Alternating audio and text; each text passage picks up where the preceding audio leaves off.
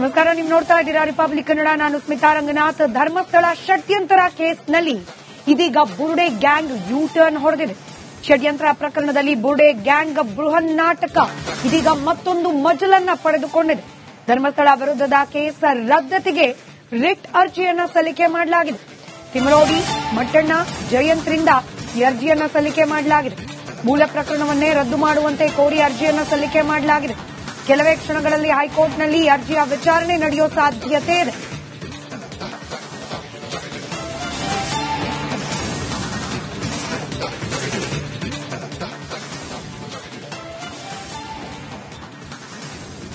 ದೇಶದಾದ್ಯಂತ ಗಮನ ಸೆಳೆದಿದ್ದ, ಅದರಲ್ಲೂ ಅಂತಾರಾಷ್ಟ್ರೀಯ ಮಟ್ಟದಲ್ಲಿ ಸುದ್ದಿಗೆ ಗ್ರಾಸವಾಗಿದ್ದ ನೂರಾರು ಶವಗಳನ್ನ ಹೂತಿಟ್ಟ ಪ್ರಕರಣ.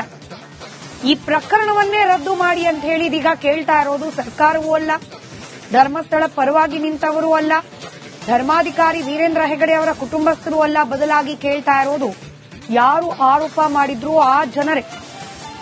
ಯಾರು ಧರ್ಮಸ್ಥಳದಲ್ಲಿ ನೂರಾರು ಹೆಣ್ಣು ಮಕ್ಕಳ ಮೇಲೆ ಅತ್ಯಾಚಾರ ಆಗಿದೆ, ಈ ಪ್ರಕರಣಕ್ಕೆ ಸಂಬಂಧಪಟ್ಟಂತೆ ತನಿಖೆ ಆಗಬೇಕು. ಇಂಥದ್ದೇ ಅಧಿಕಾರಿಗಳ ಕೈಯಡಿಯಲ್ಲಿ ತನಿಖೆ ಆಗಬೇಕು, ಎಸ್ಐಟಿ ರಚನೆ ಆಗಬೇಕು ಅಂತ ಹೇಳಿ ದೆಹಲಿ ತನಕ ಓಡಾಡಿದ್ರು. ಅದೇ ಗ್ಯಾಂಗ್ನ ಸದಸ್ಯರು ಇದೀಗ ಯೂ ಟರ್ನ್ ಹೊಡೆದಿದ್ದಾರೆ. ಇಡೀ ಪ್ರಕರಣವನ್ನೇ ರದ್ದು ಮಾಡಿ ಅಂತ ಹೇಳಿ ಕೋರಿ ಅರ್ಜಿಯನ್ನ ಸಲ್ಲಿಕೆ ಮಾಡಿದ್ದಾರೆ. ಕೊಡ್ತಿರೋ ಕಾರಣ ಏನು? ನೋಟಿಸ್ ಮೇಲೆ ನೋಟಿಸ್ ಕೊಟ್ಟಿದ್ದಾರೆ. ವಿಚಾರಣೆಗೆ ಹಾಜರಾದ್ರೂ ಕೂಡ ಮತ್ತೆ ಮತ್ತೆ ನೋಟಿಸ್ ಕೊಡ್ತಿದ್ದಾರೆ. ಈ ನೋಟಿಸ್ ಕೊಟ್ಟಿರೋದು ಹೆಂಗಿದೆ ಅಂದ್ರೆ, ವಿಚಾರಣೆಗೆ ಹಾಜರಾದ್ರೆ ನಮ್ಮನ್ನೆಲ್ಲ ಬಂಧಿಸ್ಬಿಡೋ ಸಾಧ್ಯತೆ ಇದೆ, ಹೀಗಾಗಿ ನಮಗೆ ಬಂಧನಕ್ಕೆ ಒಳಗಾಗದಂತೆ ರಕ್ಷಣೆ ನೀಡಬೇಕು ಅನ್ನೋ ಅರ್ಥದಲ್ಲಿ ಅರ್ಜಿ ಸಲ್ಲಿಸಿದ್ದೇವೆ ಅಂತ ಹೇಳಿ ಈ ಬುರುಡೆ ಗ್ಯಾಂಗ್ನ ಸದಸ್ಯರು ಮಾತನಾಡ್ತಿದ್ದಾರೆ. ಆದರೆ ಅಸಲಿ ನಮಸ್ಕಾರ, ನೀವು ನೋಡ್ತಾ ಇದ್ದೀರಾ ರಿಪಬ್ಲಿಕ್ ಕನ್ನಡ. ನಾನು ಸ್ಮಿತಾ ರಂಗನಾಥ್. ಧರ್ಮಸ್ಥಳ ಷಡ್ಯಂತ್ರ ಕೇಸ್ನಲ್ಲಿ ಇದೀಗ ಬುರುಡೆ ಗ್ಯಾಂಗ್ ಯೂ ಟರ್ನ್ ಹೊಡೆದಿದೆ. ಷಡ್ಯಂತ್ರ ಪ್ರಕರಣದಲ್ಲಿ ಬುರುಡೆ ಗ್ಯಾಂಗ್ ಬೃಹನ್ ನಾಟಕ ಇದೀಗ ಮತ್ತೊಂದು ಮಜಲನ್ನ ಪಡೆದುಕೊಂಡಿದೆ. ಧರ್ಮಸ್ಥಳ ವಿರುದ್ಧದ ಕೇಸ್ ರದ್ದತಿಗೆ ರಿಟ್ ಅರ್ಜಿಯನ್ನ ಸಲ್ಲಿಕೆ ಮಾಡಲಾಗಿದೆ. ತಿಮರೋಡಿ, ಮಟ್ಟಣ್ಣ, ಜಯಂತ್ರಿಂದ ಈ ಅರ್ಜಿಯನ್ನ ಸಲ್ಲಿಕೆ ಮಾಡಲಾಗಿದೆ. ಮೂಲ ಪ್ರಕರಣವನ್ನೇ ರದ್ದು ಮಾಡುವಂತೆ ಕೋರಿ ಅರ್ಜಿಯನ್ನ ಸಲ್ಲಿಕೆ ಮಾಡಲಾಗಿದೆ. ಕೆಲವೇ ಕ್ಷಣಗಳಲ್ಲಿ ಹೈಕೋರ್ಟ್ನಲ್ಲಿ ಅರ್ಜಿಯ ವಿಚಾರಣೆ ನಡೆಯುವ ಸಾಧ್ಯತೆ ಇದೆ.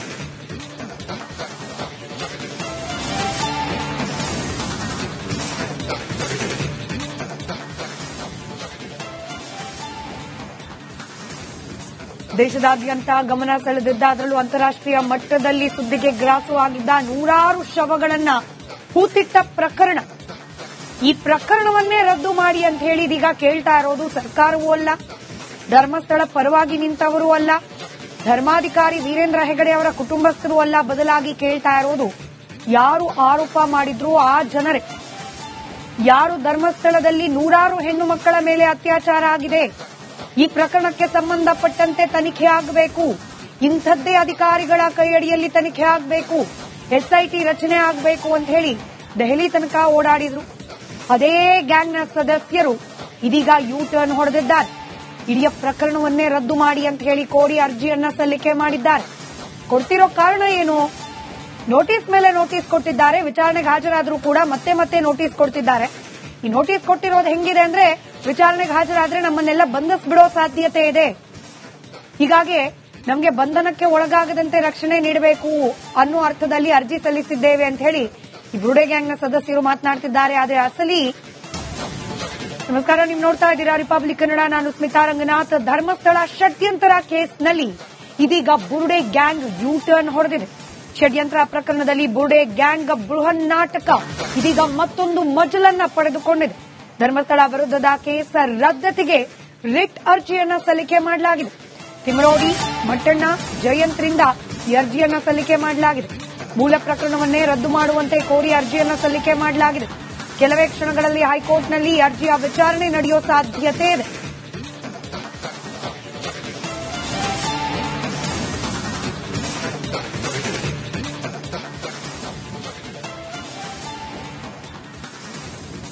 ದೇಶದಾದ್ಯಂತ ಗಮನ ಸೆಳೆದಿದ್ದ, ಅದರಲ್ಲೂ ಅಂತಾರಾಷ್ಟ್ರೀಯ ಮಟ್ಟದಲ್ಲಿ ಸುದ್ದಿಗೆ ಗ್ರಾಸವಾಗಿದ್ದ ನೂರಾರು ಶವಗಳನ್ನ ಹೂತಿಟ್ಟ ಪ್ರಕರಣ.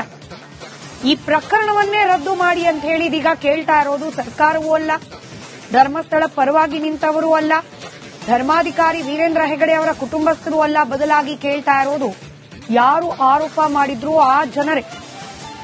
ಯಾರು ಧರ್ಮಸ್ಥಳದಲ್ಲಿ ನೂರಾರು ಹೆಣ್ಣು ಮಕ್ಕಳ ಮೇಲೆ ಅತ್ಯಾಚಾರ ಆಗಿದೆ, ಈ ಪ್ರಕರಣಕ್ಕೆ ಸಂಬಂಧಪಟ್ಟಂತೆ ತನಿಖೆ ಆಗಬೇಕು. ಇಂಥದ್ದೇ ಅಧಿಕಾರಿಗಳ ಕೈಯಡಿಯಲ್ಲಿ ತನಿಖೆ ಆಗಬೇಕು.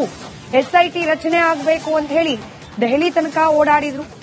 ಅದೇ ಗ್ಯಾಂಗ್ನ ಸದಸ್ಯರು ಇದೀಗ ಯೂ ಟರ್ನ್ ಹೊಡೆದಿದ್ದಾರೆ. ಇಡೀ ಪ್ರಕರಣವನ್ನೇ ರದ್ದು ಮಾಡಿ ಅಂತ ಹೇಳಿ ಕೋರಿ ಅರ್ಜಿಯನ್ನ ಸಲ್ಲಿಕೆ ಮಾಡಿದ್ದಾರೆ. ಕೊಡ್ತಿರೋ ಕಾರಣ ಏನು? ನೋಟಿಸ್ ಮೇಲೆ ನೋಟಿಸ್ ಕೊಟ್ಟಿದ್ದಾರೆ. ವಿಚಾರಣೆಗೆ ಹಾಜರಾದ್ರೂ ಕೂಡ ಮತ್ತೆ ಮತ್ತೆ ನೋಟಿಸ್ ಕೊಡ್ತಿದ್ದಾರೆ. ಈ ನೋಟಿಸ್ ಕೊಟ್ಟಿರೋದು ಹೆಂಗಿದೆ ಅಂದ್ರೆ, ವಿಚಾರಣೆಗೆ ಹಾಜರಾದ್ರೆ ನಮ್ಮನ್ನೆಲ್ಲ ಬಂಧಿಸ್ಬಿಡೋ ಸಾಧ್ಯತೆ ಇದೆ, ಹೀಗಾಗಿ ನಮಗೆ ಬಂಧನಕ್ಕೆ ಒಳಗಾಗದಂತೆ ರಕ್ಷಣೆ ನೀಡಬೇಕು ಅನ್ನೋ ಅರ್ಥದಲ್ಲಿ ಅರ್ಜಿ ಸಲ್ಲಿಸಿದ್ದೇವೆ ಅಂತ ಹೇಳಿ ಈ ಬುರುಡೆ ಗ್ಯಾಂಗ್ನ ಸದಸ್ಯರು ಮಾತನಾಡ್ತಿದ್ದಾರೆ. ಆದರೆ ಅಸಲಿ ನಮಸ್ಕಾರ, ನೀವು ನೋಡ್ತಾ ಇದ್ದೀರಾ ರಿಪಬ್ಲಿಕ್ ಕನ್ನಡ, ನಾನು ಸ್ಮಿತಾ ರಂಗನಾಥ್. ಧರ್ಮಸ್ಥಳ ಷಡ್ಯಂತ್ರ ಕೇಸ್ನಲ್ಲಿ ಇದೀಗ ಬುರುಡೆ ಗ್ಯಾಂಗ್ ಯೂ ಟರ್ನ್ ಹೊಡೆದಿದೆ. ಷಡ್ಯಂತ್ರ ಪ್ರಕರಣದಲ್ಲಿ ಬುರುಡೆ ಗ್ಯಾಂಗ್ ಬೃಹನ್ ನಾಟಕ ಇದೀಗ ಮತ್ತೊಂದು ಮಜಲನ್ನ ಪಡೆದುಕೊಂಡಿದೆ. ಧರ್ಮಸ್ಥಳ ವಿರುದ್ಧದ ಕೇಸ್ ರದ್ದತಿಗೆ ರಿಟ್ ಅರ್ಜಿಯನ್ನ ಸಲ್ಲಿಕೆ ಮಾಡಲಾಗಿದೆ. ತಿಮರೋಡಿ, ಮಟ್ಟಣ್ಣ, ಜಯಂತ್ರಿಂದ ಈ ಅರ್ಜಿಯನ್ನ ಸಲ್ಲಿಕೆ ಮಾಡಲಾಗಿದೆ. ಮೂಲ ಪ್ರಕರಣವನ್ನೇ ರದ್ದು ಮಾಡುವಂತೆ ಕೋರಿ ಅರ್ಜಿಯನ್ನ ಸಲ್ಲಿಕೆ ಮಾಡಲಾಗಿದೆ. ಕೆಲವೇ ಕ್ಷಣಗಳಲ್ಲಿ ಹೈಕೋರ್ಟ್ನಲ್ಲಿ ಈ ಅರ್ಜಿಯ ವಿಚಾರಣೆ ನಡೆಯುವ ಸಾಧ್ಯತೆ ಇದೆ.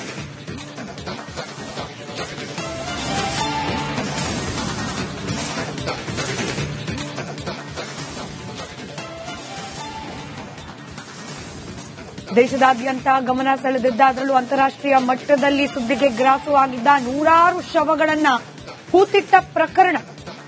ಈ ಪ್ರಕರಣವನ್ನೇ ರದ್ದು ಮಾಡಿ ಅಂತ ಹೇಳಿ ಇದೀಗ ಕೇಳ್ತಾ ಇರೋದು ಸರ್ಕಾರವೂ ಅಲ್ಲ, ಧರ್ಮಸ್ಥಳ ಪರವಾಗಿ ನಿಂತವರೂ ಅಲ್ಲ, ಧರ್ಮಾಧಿಕಾರಿ ವೀರೇಂದ್ರ ಹೆಗಡೆ ಅವರ ಕುಟುಂಬಸ್ಥರು ಅಲ್ಲ. ಬದಲಾಗಿ ಕೇಳ್ತಾ ಇರೋದು ಯಾರು ಆರೋಪ ಮಾಡಿದ್ರು ಆ ಜನರೇ. ಯಾರು ಧರ್ಮಸ್ಥಳದಲ್ಲಿ ನೂರಾರು ಹೆಣ್ಣು ಮಕ್ಕಳ ಮೇಲೆ ಅತ್ಯಾಚಾರ ಆಗಿದೆ, ಈ ಪ್ರಕರಣಕ್ಕೆ ಸಂಬಂಧಪಟ್ಟಂತೆ ತನಿಖೆ ಆಗಬೇಕು. ಇಂಥದ್ದೇ ಅಧಿಕಾರಿಗಳ ಕೈಯಡಿಯಲ್ಲಿ ತನಿಖೆ ಆಗಬೇಕು. ಎಸ್ಐಟಿ ರಚನೆ ಆಗಬೇಕು ಅಂತ ಹೇಳಿ ದೆಹಲಿ ತನಕ ಓಡಾಡಿದ್ರು. ಅದೇ ಗ್ಯಾಂಗ್ನ ಸದಸ್ಯರು ಇದೀಗ ಯೂ ಟರ್ನ್ ಹೊಡೆದಿದ್ದಾರೆ. ಇಡೀ ಪ್ರಕರಣವನ್ನೇ ರದ್ದು ಮಾಡಿ ಅಂತ ಹೇಳಿ ಕೋರಿ ಅರ್ಜಿಯನ್ನ ಸಲ್ಲಿಕೆ ಮಾಡಿದ್ದಾರೆ. ಕೊಡ್ತಿರೋ ಕಾರಣ ಏನು? ನೋಟಿಸ್ ಮೇಲೆ ನೋಟಿಸ್ ಕೊಟ್ಟಿದ್ದಾರೆ. ವಿಚಾರಣೆಗೆ ಹಾಜರಾದ್ರೂ ಕೂಡ ಮತ್ತೆ ಮತ್ತೆ ನೋಟಿಸ್ ಕೊಡ್ತಿದ್ದಾರೆ.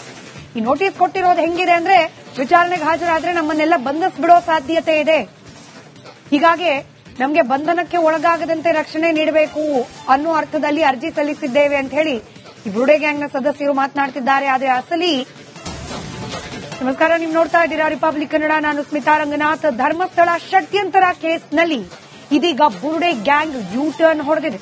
ಷಡ್ಯಂತ್ರ ಪ್ರಕರಣದಲ್ಲಿ ಬುರುಡೆ ಗ್ಯಾಂಗ್ ಬೃಹನ್ ನಾಟಕ ಇದೀಗ ಮತ್ತೊಂದು ಮಜಲನ್ನ ಪಡೆದುಕೊಂಡಿದೆ. ಧರ್ಮಸ್ಥಳ ವಿರುದ್ಧದ ಕೇಸ್ ರದ್ದತಿಗೆ ರಿಟ್ ಅರ್ಜಿಯನ್ನ ಸಲ್ಲಿಕೆ ಮಾಡಲಾಗಿದೆ. ತಿಮರೋಡಿ, ಮಟ್ಟಣ್ಣ, ಜಯಂತ್ರಿಂದ ಈ ಅರ್ಜಿಯನ್ನ ಸಲ್ಲಿಕೆ ಮಾಡಲಾಗಿದೆ. ಮೂಲ ಪ್ರಕರಣವನ್ನೇ ರದ್ದು ಮಾಡುವಂತೆ ಕೋರಿ ಅರ್ಜಿಯನ್ನ ಸಲ್ಲಿಕೆ ಮಾಡಲಾಗಿದೆ. ಕೆಲವೇ ಕ್ಷಣಗಳಲ್ಲಿ ಹೈಕೋರ್ಟ್ನಲ್ಲಿ ಈ ಅರ್ಜಿಯ ವಿಚಾರಣೆ ನಡೆಯುವ ಸಾಧ್ಯತೆ ಇದೆ.